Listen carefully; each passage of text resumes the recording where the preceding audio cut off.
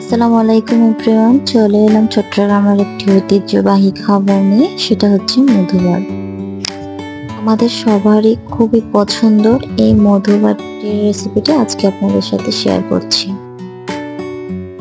প্রথমে আমি আপনাদেরকে দুঃখিত জানাচ্ছি, আমার কিছুটা ভিডিও এখানে স্কিপ হয়েছে, যার কারণে আমি প্রথমের পার্টগুলো দেখাতে পারিনি। এর জন্য আমি অত্যন্ত দুঃখিত জানাচ্ছি। প্রথমে এখানে পোলাও চাউলকে আমি ভালো করে ভাত যেভাবে রান্না করি এভাবে একটু লবণ দিয়ে আমি রান্না করে নিয়েছি। সাধারণত যেভাবে ভাত রান্না করি এর চাইতে একটু নরম করে ভাতটা রান্না করতে হবে। তারপর এখানে জালার চালকে আমি ভালো করে ব্লেন্ডার করে নিয়েছি। এটাকে ধানের বীজ বলা হয়।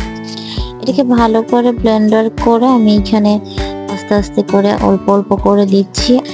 এরকম করে নাড়তে নাড়তে এক পর্যায়ে এই চালের মিশ্রণটা একদম লিকুইড হয়ে যাবে। প্রথমে আপনাদের কাছে মনে হবে এটা করতে একটু ঘন টাইপের হচ্ছে, এটা করতে করতে শেষ পর্যায়ে একদম লিকুইড পাতলা হয়ে যাবে। এই তো আমার সবগুলা মিক্স করা হয়ে গিয়েছে। এইভাবে নাড়তে নাড়তে যখন এটা পারফেক্ট মিক্স হয়ে যাবে সবকিছু, তখন এখানের উপরে আমি আরেকটু ডালের চাউলের গুঁড়া দিয়ে উপরে ভালো করে একটি ঢাকনি দিয়ে ঘুরে রেখে দিব। তারপর এখানে একটা গরম কাপড় দিয়ে ভালো করে ঢেকে দিব সারা রাতের জন্য।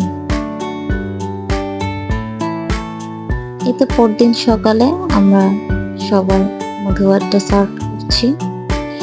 সারা রাত রাখলে এটা আরো পাতলা হয়ে যায়, এটা ফুলে ওঠে। এরপর যে আমরা চিনিটা অ্যাড করে দিয়ে আমরা এরপরে নারকেল কুচিগুলো দিয়ে দিয়েছি।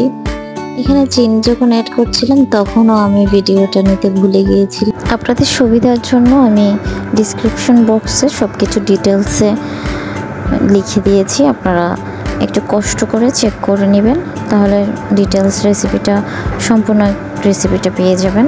সবাইকে অসংখ্য ধন্যবাদ এতক্ষণ আমার রেসিপিটি দেখার জন্য। আর রেসিপি সংক্রান্ত যে কোনো ধরনের প্রশ্ন করতে অবশ্যই একটি কমেন্ট করবেন, আমি রিপ্লাই দিয়ে দিব। আমার চ্যানেলটিকে সাবস্ক্রাইব করবেন। সবাইকে অসংখ্য ধন্যবাদ। আসসালামু আলাইকুম।